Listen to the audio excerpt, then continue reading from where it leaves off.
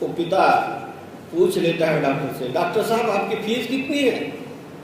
अरे फीस की छोड़ो, फीस तो मिलती रहेगी, तुम्हारे बेटे का इलाज करना बहुत जरूरी है, पहले फीस कहां भागी जा रही है? ये 3 व्यक्ति है। जो डॉक्टर कहता है पहले फीस रख दो फिर मैं आऊंगा, वो तामस प्रकृति का है। उस तामस प्रकृति वाले व्यक्ति को, उस डॉक्टर को शुभ आशीष नहीं मिलता, धन्यवाद नहीं मिलता, कोई थैंक यू नहीं कहता उसे, बल्कि उसके बारे में दुर्भावना निर्माण हो जाती कि कैसा आदमी है, मेरा बेटा बीमार है, डॉक्टर का कर्तव्य इलाज करना, दवा दारू करना, ये अपने पेशे को भी भूल गया है। तो उसके बारे में दुर्भावना निर्माण हो जाती है, ये बंदा कुछ काम का नहीं है। दूसरा डॉक्टर जो केवल इतना बताता है कि मेरी फीस 500 रुपए है, वो ये नहीं कहता कि पहले फीस रख दो। वो राजस प्रकृति का है, वो भी जाता है, इलाज करता है, फीस के पैसे भी मिलते हैं, लेकिन ना तो दुआ मिलती है ना तो बद्दुआ मिलती है। वो आया, उसने अपना काम कर लिया, फीस ले गया, बात खत्म हो गई। पहले ने पहले पैसे रखवाए, दूसरा जो व्यक्ति है उसने केवल फीस बतलाई है, और इलाज के बाद सबको पता है कि डॉक्टर की फीस देनी है, उसी हिसाब से फीस दे दी। ना आशीर्वाद मिला, ना शुभकामना मिली, ना धन्यवाद मिला, ना बुराई मिली। और तीसरा डॉक्टर कहता है फीस की बाद में देख लेंगे, फीस कहां भागी जा रही है। वो जाता है, इलाज करता है, फीस उससे भी मिलती है, लेकिन साथ में आशीर्वाद भी मिलता है। क्यों? कोई लालच नहीं रखा, कर्तव्य भावना को ध्यान में रखते हुए कर्म किया है कि ये मेरा कर्तव्य है, डॉक्टर होने के नाते मेरा कर्तव्य है और मेरा कर्तव्य मैंने करना है। तो कर्तव्य भावना से किया हुआ कार्य वो सात्विक माना जाता है। और इस 3 घटना को आप अपने जीवन में विचार करके देख लीजिए कि इन तीनों में आप कहां पर हैं। यदि आप तामस है तो प्रयत्न कीजिए राजसता में आने की, यदि आप राजस है तो प्रयत्न कीजिए आप सात्विकता में आने की, और जब आप सात्विकता में आ गए तो प्रयत्न कीजिए निर्गुण उठने की। निर्गुण का अर्थ क्या है? कि मुझे परमात्मा संबंधित ही सारे काम करने हैं। अगर मेरा संसार चल रहा है तो मैं नहीं चला रहा हूं, मेरा परमात्मा चला रहा है। मैं तो एक ड्यूटी का पालन कर रहा हूं, मुझे परमात्मा ने ये जिम्मेवारी सौंपी है। बच्चे की जिम्मेवारी, पत्नी की जिम्मेवारी, समाज की जिम्मेवारी, ये मुझे जिम्मेवारी चाहे अज्ञानता के कारण क्यों न हो मुझे मिली है, तो ये मेरी जिम्मेवारी है। ये सृष्टि व्यवस्था के हिसाब से परमात्मा के द्वारा दी गई मेरी ये जिम्मेवारी है, ये मैंने पूरी करनी है। तो इस प्रकार की भावना को लेकर के यदि वो कार्य करता है, कर्म करता है, तो वो कर्म के बंधन में नहीं बनता। इसको कहते हैं निर्गुण। तो प्रत्येक व्यक्ति ने यह सोचना चाहिए कि हम कहां पर हैं। हमारी प्रोग्रेस न होने का कारण यही है कि हम अपनी पात्रता को नहीं देख पा रहे,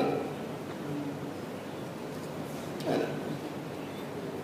करते जा रहे हैं,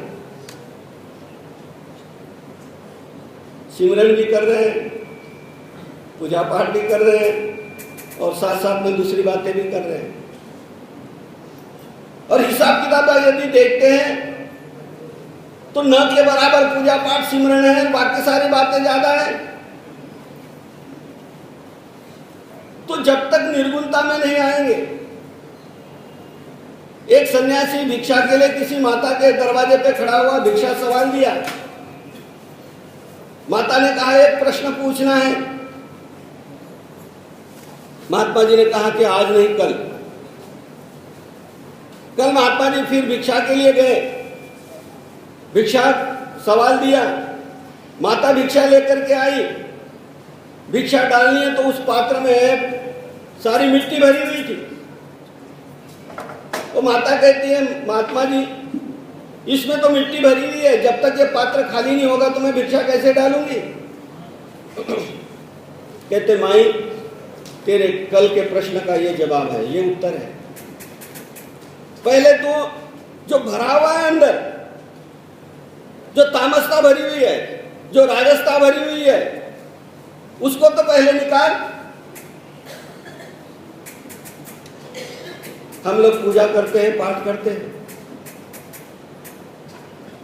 और आपके बिना कहे या आपके मन के विपरीत आपका बेटा कहीं खेलने गया है, बहुत देर हो गई है और आप सिमरन पे बैठे हो, उतने में वो आ जाता है, आपके हाथ की माला वहीं गिर जाती है और आप डांटने लग जाते हो उस बेटे को।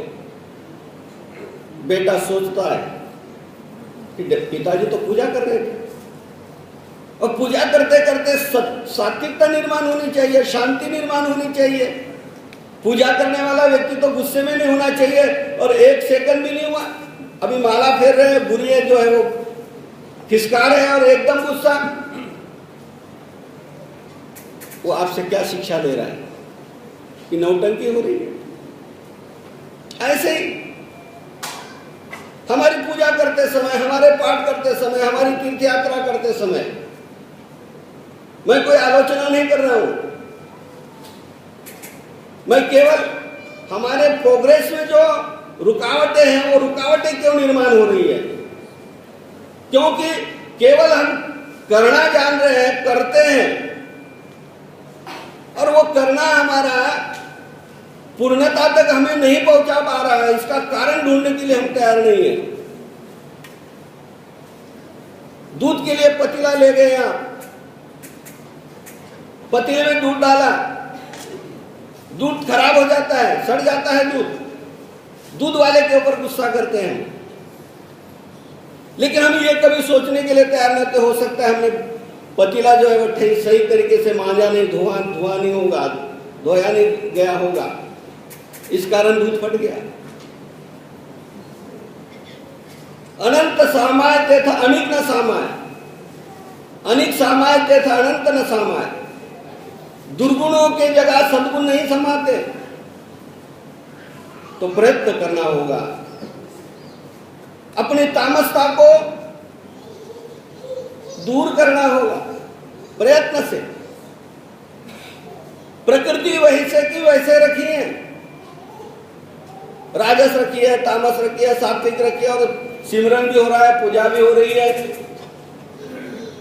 लेकिन श्रद्धा बढ़ नहीं पा रही है, लाभ उतना नहीं मिल पा रहा है। तो इसलिए अपने प्रकृति को, अपने नेचर को, तामस है तो बदलो उसे, राजस है तो बदलो उसे, सात्विक है तो बदलो उसे, कर्तव्य भावना ले आओ धर्म में। तो कारण जीवन के सुख दुख का, जीवन में उन्नति न होने का कारण एकमात्र यही है कि हम अपने कर्म की तरफ ध्यान नहीं देते, और अचानक कोई जीवन में दुर्घटना हो जाती है तो हम परेशान हो जाते हैं, और ऐसा भी सोचने लग जाते हैं कि पता नहीं परमात्मा के घर में न्याय है या नहीं, कहीं अंधेर तो नहीं।